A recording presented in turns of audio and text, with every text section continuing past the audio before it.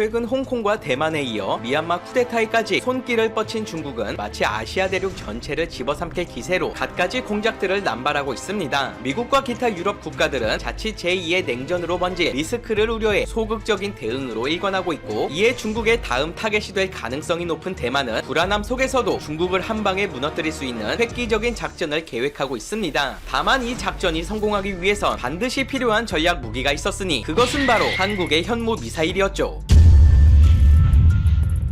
얼마 전 미국 정부는 홍콩 전역을 절망케 하는 입장을 발표해 전 세계를 놀라게 했습니다. AP통신에 따르면 토니 블링컨 미 국무장관은 이날 의회에 제출한 통지문에서 중국은 지난 1년간 홍콩이 가진 고도의 자치권을 계속적으로 훼손해왔다며 더 이상 홍콩의 특별 지위를 인정할 수 없다고 밝혔는데, 그 근거로 중국 정부의 홍콩 보안법 채택과 실행, 홍콩 시위대와 야당 정치인에 대한 임의 체포와 구금, 선거제 개편 등을 해당 사례들로 거론했습니다. 미국은 그동안 1992년 제정한 홍콩 정책법에 따라 관세, 투자, 무역, 비자 발급 등 거의 모든 분야에서 홍콩을 중국과 다르게 대우해왔는데, 큰 그림으로 보자면 트럼프 행정부 시절부터 이어져온 대중국 지침을 그대로 이어받은 것이지만, 한편으로 미국이 홍콩을 포기한 것이 아니냐는 우려가 나오기에 충분했는데요. 이 소식에 가장 격렬하게 반응한 곳은 다름 아닌 대만이었습니다. 이미 수십 년간 중국의 압박을 받아온 대만은 언제든 중국의 침공을 받아도 이상하지 않은 상황이었기에 홍콩 사태를 계기로 국방 강화를 제1의 국책 사업으로 선택하는 등 만반의 태세를 갖추기 시작했습니다. 현재 대만은 미국의 보호를 받고는 있지만 중국의 군사력 증강이 미국을 패배시킬 정도로 상당한 수준이라는 워게임 결과가 나오자 결국 자체적인 국방력 증강만이 상황을 극복할 수 있는 해답임을 깨달은 모양새입니다. MBC 방송에 따르면 중국군의 성장이 미국의 대만 방어에 의구심을 불러일으키고 있다며, 전쟁 시뮬레이션 결과 의외로 높은 확률로 중국의 승리가 점쳐졌고 미국 전함과 항공모함의 대만 접근이 용이하지 않을 것이라는 충격적인 보도를 냈습니다. 미국 랜드 연구소의 국방부 고위 당국자 출신인 오크메넥 연구원은 워게임 결과가 정신을 번쩍 들게 한다면서 미국을 블루팀, 중국을 레드팀으로 나눠 가상 전쟁을 했을 시 대만 공군이 단 몇 분 만에 파괴되며 태평양 지역의 미 공군 기지 전체가 위기에 처하는 것은 물론 미군의 전함과 전투기는 중국의 미사일로 손쉽게 저지될 수 있다고 설명했습니다. 이는 앞서 영국의 더 타임즈가 밝힌 2030년 태평양에서 미국은 중국과의 전쟁에서 패배할 것이고 중국의 침입으로부터 대만을 방어할 수 없으며 괌에 위치한 미군 기지는 사실 지금도 위험에 처해 있다는 보도와 동일한 결과로, 실제로 미 전략국제문제연구소 또한 중국의 대만 침략이 현실화될 경우 높은 확률로 미국의 패배로 끝날 것이라 경고했습니다. 상황이 이렇자 대만은 중국에 이기지는 못하더라도 최소한 막대한 피해를 입힐 수 있는 갖가지 군사 전략을 짜내기 시작했는데, 그렇게 해서 탄생한 것이 바로 산샤댐 공격 계획이었죠. 홍콩 싱다오 일보는 중국과 대만 사이에 전쟁이 벌어진다며 대만 공군은 모든 것을 포기하더라도 세계 최대 규모를 자랑하는 산샤댐을 주 공격 목표로 타격할 것이라 보도했습니다. 대만 총통의 한 지역, 한 국가론 발언 이후 양국의 긴장이 갈수록 고조되는 가운데 대만 공군 측이 최근 F-16 전투기와 프랑스 미라지 2000 전투기로 실제 산샤댐 공격 모의 훈련을 실시했다는 사실을 전하며, 중국 또한 대규모 공중 방어 훈련을 벌인 것을 두고 이것이 그저 상상 속의 전쟁이 아닌 현실이 될 가능성이 높다고 덧붙였습니다. F-16의 작전 반경 거리는 925km로 대만 신주 공군 기지에서 출격할 시 상하이와 난징, 우한 등을 폭격하는 것이 가능한데, 산샤댐은 비록 작전거리 밖에 위치해 있지만 공중급유를 받으면 불가능한 일도 아닌데다 특히 미라지 2000 전투기는 작전 반경 거리가 무려 1200km로 한 번 출격만으로 산샤댐에 도달할 수 있다고 밝혔습니다. 중국군 측이 대만 독립 저지를 위한 노골적인 실력 행사를 외치기 시작하자 양국의 산샤댐 공방전은 점차 가열되는 분위기인데요. 중국 청령보는 대만이 산샤댐을 공격하면 중국의 보복은 대만의 하늘을 없애고 땅을 뒤덮을 것이라는 경고와 함께 만반의 역공채비를 갖추며, 한편으로 미국이 대만을 부추기고 있다는 등 강력한 반격 의지를 피력했습니다. 하지만 군사 전문가들은 대만의 주력기인 F-16기가 공중급유를 하면서까지 산샤댐에 도달하기엔 무리가 있고, 게다가 중장거리 유도탄이 없기 때문에 실현 가능성은 미비하다고 내다봤는데, 이를 모를 리 없었던 중국이 그럼에도 크게 반발한 이유는 산샤댐이 그만큼 중국의 경제를 떠받치는 핵심 시설이자 또한 아킬레스건이라는 분석 때문이었습니다. 그도 그럴 것이 대만에서 산샤댐까지의 거리는 정확히 1200km로 대만 공군기가 이곳까지 날아가는 하는 동안 중국군이 가만히 두고 볼 리는 없었기에 작전 성공 가능성은 극히 낮은 것이 현실이지만, 만약 이곳에 도달할 수 있는 미사일이 단 몇 대만 실전 배치되더라도 중국은 지금처럼 대만을 함부로 협박할 수 없는 매우 난처한 상황에 처할 수 있습니다. 미국 군사 주간지 디펜스 뉴스는 중국 군사력 보고서를 인용해 육해공 모든 면에서 중국에 밀리는 대만군이 산샤댐과 같은 주요 기간 시설을 표적 공격하는 방안을 선택한 것은 매우 현명한 판단이라 전하는 한편, 이 계획이 성공하기 위해선 사거리 1500km 이상의 중거리 미사일의 도입이 시급하고, 국제 정세가 한순간에 변화하는 현 상황으로 볼 때 직접 개발보단 수입을 하는 것이 빠른 길이라며 해당 대안으로 한국의 현무 미사일을 거론했습니다. 2010년 사거리 1500km인 현무3가 실전 배치에 들어갔다는 기사가 나오자 중국은 이 순항 미사일에 대해 동북아의 안전을 위협하는 어리석은 짓이라고 강력히 비난했습니다. 이는 과거 사드 배치 결정에 대해 반발한 것과 마찬가지로 수도 베이징은 물론 텐진 지카시와 허베이성이 직접적인 타격 범위 안에 들며, 무엇보다 현재 개발 중인 현무 3D의 경우 사거리가 무려 3000km라는 말도 안 되는 스펙으로 이것이 완성된다면 중국의 전 지역을 한순간에 초토화시키는 것도 가능합니다. 특히 중국 언론은 이런 미사일 배치가 현실화된다면 한국의 방어적 목적을 크게 초과해 지역의 군사적 평형을 파괴하며 심지어 그 영향력이 사드 배치 때보다 더 크다고 역설하는 한편, 중장거리 미사일이 부재한 대만이 최근 현무에 관심을 갖고 있다는 움직임에 48시간 만에 대만을 장악하겠다는 특수작전을 흘리며 여론전을 펼치는 등 갖가지 수단을 동원해 대만을 위협하고 있는 상황이죠. 만약 현무 미사일이 산샤댐에 직격하게 되면 중국은 곧바로 국가 막장 사태에 돌입할 수 있습니다. 폭발하는 순간 100억 세제곱미터가 넘는 물이 한꺼번에 터져 나오는데, 이 물이 만들어낸 파도가 대략 초속 30m에 달하는 속도로 강하류에 있는 거저우바댐을 무너뜨린 직후 인근에 있는 도시인 이창시로 흘러 들어갈 것입니다. 이때도 물의 속력은 크게 줄지 않아 여전히 시속 65km 정도의 속력으로 도시를 휩쓸 것이고, 그 결과 이창시에는 해수면보다 70m 정도 높은 양의 물로 가득 차는데 당연히 이를 피하는 것은 불가능하므로 도시의 모든 것이 그대로 수장될 가능성이 있습니다. 이창이 폐허가 되면 10시간 후 우한까지 휩쓸어 버릴 것이고, 하루가 지나면 난징까지 당도할 확률이 크며, 이것은 곧 중국의 중부 핵심 도시들의 올스톱을 의미합니다. 중국 정부가 교통수단을 총동원해 인민들을 대피시킨다 해도 수천만 명이 한꺼번에 몰리게 되면 엄청난 교통 대란이 일어나는데, 이렇게 되면 중국은 군사적으로도 막대한 타격이 불가피하며, 더욱이 수몰 예상 지역에 위치한 군사기지 대부분이 공군 기지인데다 심지어 전체 군대의 45%가 이 지역에 집중되어 있으니 대매 붕괴는 사실상 중국군 전력 절반의 상실을 의미합니다. 중국에서 군의 위상이 높은 것으로 유명하고 암묵적으로 인민보다 우선될 가능성이 크기 때문에 민간인보다 신속하게 움직일 수 있는 병력만이라도 대피시킨다는 무서운 결정이 나올 수도 있죠. 이는 지난 여름 양쯔강의 수위가 위험 경보를 알렸을 때 나온 가설에 기반한 것으로, 일각에선 전 세계에서 가장 튼튼한 구조물인 산샤댐이 한순간에 무너질 수 없고 지나치게 최악의 상황을 가정한 것이라며, 실제 중국 정부가 산샤댐의 붕괴 시 대재앙이 닥치고 정권이 무너질 수 있는 타격을 입는다는 사실을 모르지 않을 테니, 당시 토목공학의 최신 기술을 총동원한 것과 100년에 한 번 있을까 말까한 폭우에도 견디도록 설계됐다는 당국의 말을 인용해 비판했습니다. 하지만 전술핵 위력의 0.1%에 달하는 파괴력과 심지어 벙커버스터 기능까지 탑재한 현무의 가공할 위력 앞에선 이 같은 비판은 그저 정신승리에 불과했습니다. 일각에선 중국 당국이 대만에 이런 무기가 흘러들어가는 걸 용인하지 않을 것이라며 모든 수단과 방법을 동원해서라도 현무의 수출을 막을 것이라 전망했고, 중국이 한국을 매우 의식하고 있음에도 직접적인 액션을 취하지 않는 것에 대해 한국의 군사기술 수준이 중국의 치명적인 위협이 될 수 있음을 본능적으로 느꼈기 때문이라 주장하기도 했죠. 오늘 영상은 이것으로 마치겠습니다.